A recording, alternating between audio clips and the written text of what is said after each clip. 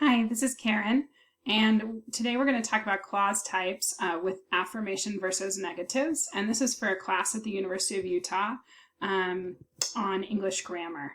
Okay, so we're going to look at some negativity in grammar, which of course grammar is never negative because it's one of our favorite things to do, but we can talk about things in a negative way, and that's what we're looking at.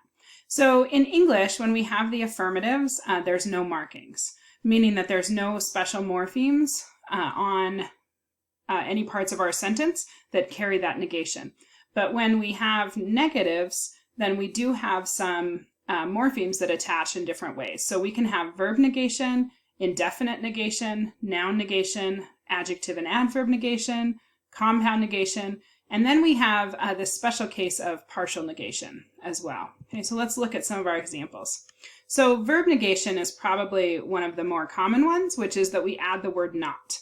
So something like, you may not leave yet, the letter has not arrived, he cannot sit still for long, the group will not meet tomorrow, and she could not reach him. Now, one thing to notice with verb negation is we often can make a contraction as well, right? So we could say something like the letter hasn't arrived, which is again adding the not with the verb, but now we're making it in the contracted form.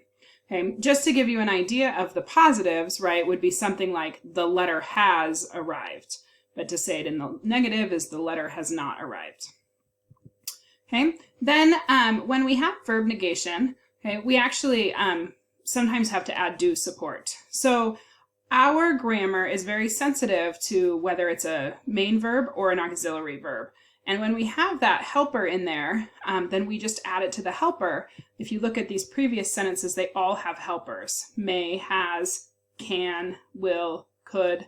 Okay? But if we go to something like this, like the car leaves at 2 p.m., okay, the car leaves at 2 p.m., which would be the affirmative, saying something like it's not going to leave, we have to add do support or add does, okay, and it takes the tense. So the car doesn't or does not leave until 2 p.m. His friends do not speak English, or she did not eat all of the cake. Okay, I like to make sentences about cake because I like cake. So the positive of that one would be she ate all of the cake. Okay, when we go to make it negative, then we add do support, and the tense and the negative goes with the verb. Okay, we can also use indefinites and make those negative. So I have a column with the affirmative and the negative sentence. Okay, so the positive sentence with no negation is I need something. To make that negative, we can actually negate right on the indefinite and say I need nothing. Right? He went somewhere, he went nowhere. Somebody ate my cake, nobody ate my cake, probably was me. They saw someone, they saw no one. Okay? So again, just we're changing that actual word. So the difference here between verb negation and indefinite negation is where the negation actually sits. And here the negation actually attaches itself with the indefinite. Okay. So noun negation is very similar to verb negation, except that we use the word no. So instead of not, we use no. So verb negation is something like I don't have any time or I do not have time. Noun negation is going to be I have no time. Okay? There aren't any cookies left.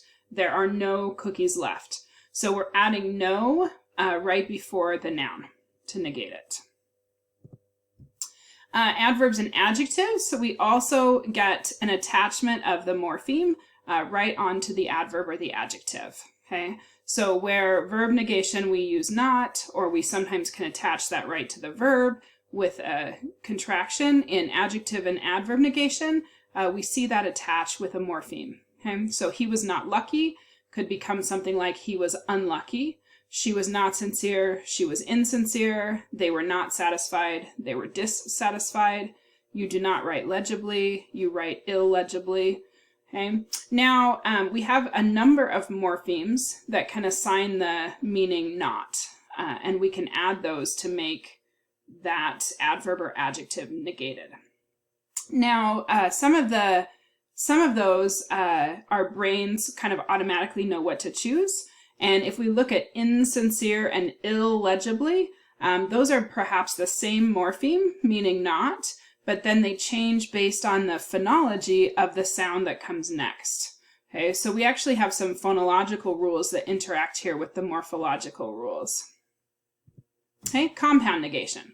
So again, a compound is when we're joining two things together. So something like sorry and ashamed. And if we want to make those negative, then we do that with neither nor. So we are neither sorry nor ashamed. You spoke neither convincingly nor eloquently. We expected neither him nor her. And we can use, on this one, we can use any type of constituent. So we can compound the verbs, we can compound the nouns, we can compound the adjectives, and we would use neither nor. If we want to compound clauses, then those look like this. Okay, so I have a couple of examples of compound clauses that come from our textbook. Neither can he speak, nor can he walk. Neither have you answered my question, nor proven me wrong. Now notice when we add the neither nor here with the clauses, we actually have an inversion that occurs with the noun and with the subject and the verb. So the subject and the verb invert when we use neither nor in this position.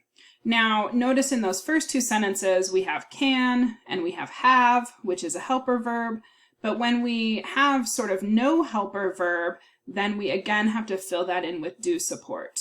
Okay? So if the positive sentence was something like he speaks and walks, and we want to make that negative, we could change that to neither did he speak nor did he walk is one option for negation. Okay, and again we have the inversion.